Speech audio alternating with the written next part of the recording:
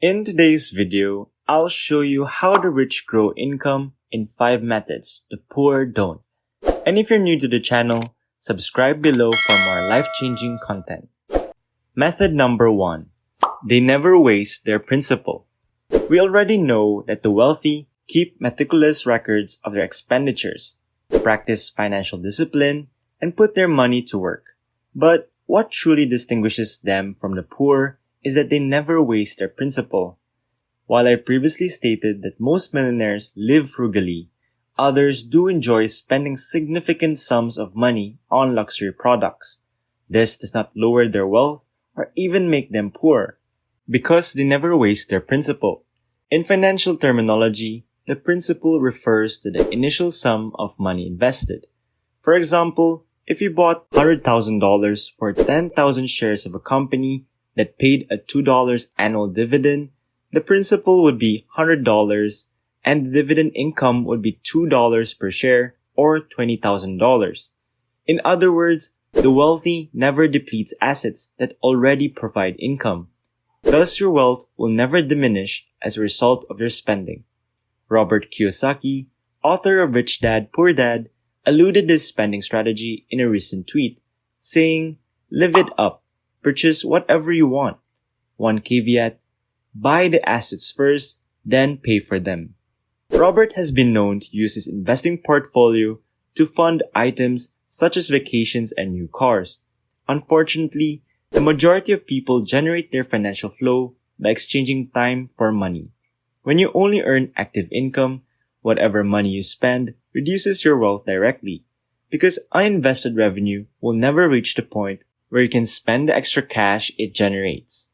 What kind of investment can you make to generate passive income? Investment properties, dividend stocks, and real estate investment trusts, or REITs, are some of my favorite passive income sources. Investment properties allow you to put your money into a building with no money down, allowing you to access cash flow from your tenants' rent payments. Dividend stocks are particularly advantageous because they pay out regularly or annually without requiring you to lower investment portfolio. Finally, a REIT, or Real Estate Investment Trust, is a corporation that owns or develops income-producing real estate. REITs are similar to mutual funds in that they invest in real estate, and like mutual funds, they are owned through stock purchases. You see, when you buy a REIT stock, you're buying a piece of the profit generated by that real estate investment.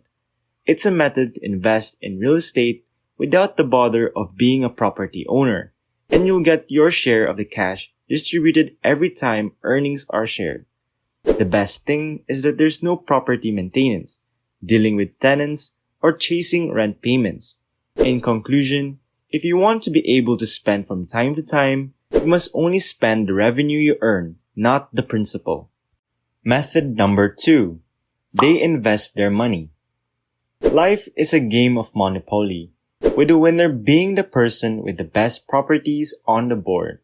Not only do these investments provide passive income as the game progresses, but they may also be sold for a large lump sum at the end of the game. However, you can only buy these investments with cash, which is why the wealthy put their money to work by investing. Unfortunately, when the ordinary individual receives a paycheck, they either spend it or put it in a savings account. Putting money into a savings account is certainly preferable to spending it on useless stuff. However, the problem with this strategy is that putting money to your savings account on a monthly basis will not increase your wealth. The average savings account pays 0.09% interest per year, which implies that even if you have $50,000 in savings, you'll only get $45 in interest. This is why the wealthy make it a point to invest their money, and the earlier you can begin investing, the better. For example, Warren Buffett acquired his first stock at the age of 11 and has become one of the world's wealthiest persons by strategic investing over several decades. Yet this is not the case. However, not only billionaires engage in continuous investing, millionaires invest an average of 20% of their annual family income, making investing an important part of their wealth creation strategy. If you assume millionaires invest in fascinating things, you might be shocked. Most millionaires invest in the same items as the average investor, such as a Roth IRA and a 401k, but they also added real estate and personal growth to their portfolios. Method number 3. They make do with what they have. Most people associate millionaires with spending infinite amounts of money on fashionable clothes and flashy automobiles. But millionaires are actually extremely prudent spenders who live within their means. And one of the ways they've been able to accumulate their riches is by avoiding the income trap. When most people begin to earn more money, they tend to spend more. For example, a regular sedan may suffice while you make $50,000 per year. But if your income suddenly doubles, you may prefer to purchase a luxury vehicle instead. Parkinson's law is to blame for this increase in spending. According to Parkinson's law, work expands to fill the time available for completion. And in the financial context, this means that you will spend up to the amount you have available, which does not necessarily mean the money in your bank, which is why people go broke and then some by maxing out their lines of credit and credit cards. This issue occurs as a result of a lack of financial control. Unfortunately, school teaches you how to find the slope of a line and write in cursive, but it never teaches you how to construct and maintain a budget, which are real-life skills. As a result, unless you have relatives or friends that instill strong financial concepts in you, you are almost certain to face financial difficulties later in life. For those who run their own enterprises, this habit of living below their means is extremely vital. This is because as a business owner, you will have good times when you're making significant revenues and bad times when your business will decline. But if you spend well beyond your means, when times are good, you won't be able to weather the storm of tough economic times, and your business will most likely go bankrupt. When you've mastered the art of living within your means, you will be in a great position to start using approach number 2. Method number 4. They use financial discipline. Any millionaire would tell you that discipline is one of the most important characteristics in becoming wealthy. This is because all parts of becoming affluent require discipline. For example, if you want to get a high-paying job, you'll need discipline to get a good education, which requires years of intense studying in preparation. Or if you want to get rich by starting a business, you'll need discipline to work in your company even when your friends are out partying and having a good time. And once you start making a lot of money, discipline becomes even more important. You see, no matter how much money you make, you will never be wealthy unless you can save, and saving requires discipline. It means sticking with the automobile you've had for 10 years rather than splashing out on that new sports car you've been eyeing. If you read any big financial book or listen to any successful entrepreneur, you'll notice that one of the pillars of establishing long-term wealth is saving money. The shocking fact is that according to CNBC, 57% of Americans have less than $1,000 in their savings account, with 39% of having no savings account at all. Now, I understand that saving money is difficult, but there are a few strategies that can make it easier. The first approach is to set up automated deductions. In fact, setting up automated deductions from my pay with my job was one of the best things I ever did for my finances. In essence, these deductions allowed me to transfer a portion of my paycheck to a savings account, rather than depositing the entire amount into my bank account. When I first started this procedure, I saved aside 10% of my after-tax salary in my savings account. But over time, I discovered that I could increase this amount to 20% and double my monthly savings. Setting up these deductions allows you to avoid spending your entire salary, ensuring that you save money.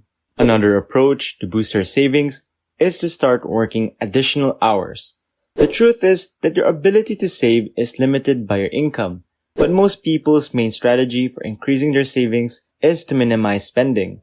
Cutting costs is a fantastic place to start since you can see immediate results in terms of savings. But you can only reduce your monthly spending so much. You'll always have to pay for things like housing, food, and transportation. So if you want to increase your savings, you'll need to concentrate on the other half of the income statement, which is your savings. I go over some basic but successful strategies to raise your income in my video on how to make $100 a day with no money, such as tutoring, freelancing, or driving for Uber or Lyft. Consider how much of a difference an extra $100 per day would make in your finances. An extra $100 per day equates to about $3,000 every month. If you only save 75% of your additional money per month for a year, you'll have $27,000 in savings. As a result, becoming wealthy is as much about earning money as it is about saving money. Method number 5. Everything is tracked. The ordinary person would have no idea what percentage of their money they spent on living expenditures and recreation last month if you ask them. If you ask them how much they've saved in the last month, you'll probably get the same blank face. This isn't surprising given that 61% of American adults don't budget. But if you ask a wealthy person, they'll tell you that budgeting and tracking your expenditures is essential to financial success. Many wealthy people budget their money in 2 stages. They start by calculating their projected monthly income. This will include revenue from their job or business as well as passive income from investments. When using the 20-30-50 budgeting strategy, this total sum will be the starting point. This budgeting method works by dividing your income in half and allocating half to living expenses such as rent, utilities, and groceries. The remaining 30% is spent on entertainment, such as going out to dine or seeing a movie. The remaining 20% should go straight into your savings account. The wealthy then meticulously track their expenditure after establishing a budget. Most billionaires will link their credit cards to apps like Mint, which categorizes their purchases into budget categories automatically. However, other millionaires still do things the old-fashioned way, such as tracking their purchases on their phone's Notes app and manually adding the totals at the end of the month. In any case, the wealthy keep track of their funds because they understand that what isn't measured isn't managed. While it may not seem vital to track your expenditures, when you aren't making a lot of money, it is. The truth is, because you watch my channel, I know you'll be wealthy one day. So you'd better be prepared to handle all those $1 million checks you'll be cashing in the future. Thank you for watching. Don't forget to subscribe, leave a like, and comment down below what you would love to see next. And I'll see you in the next video.